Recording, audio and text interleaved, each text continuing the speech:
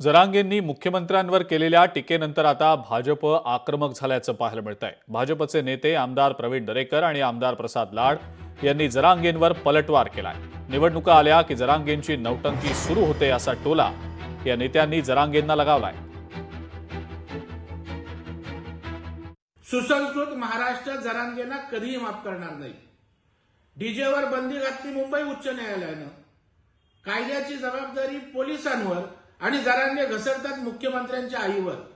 व्यक्तिगत द्वेषाने पछाडलेल्या जरांगेंनी पुन्हा एकदा मुख्यमंत्र्यांच्या आईचा अपमान केलाय।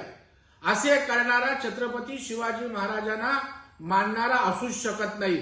एका बाजूला पवार साहेबांचं गुणगान करायचं, कौतुक करायचं, पालख्या व्हायच्या आणि दुसऱ्या बाजूला मुख्यमंत्र्यांना आईवरून शिव्या द्यायच्या।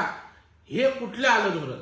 ज्या छत्रपती शिवाजी महाराजांचं नाव घेऊन मराठा आरक्षणाची गोष्ट करतायत त्या छत्रपतींनी आपल्याला आया बहिणींची इज्जत कशी करावी, त्यांना सन्मान कसा करावा हे शिकवलं।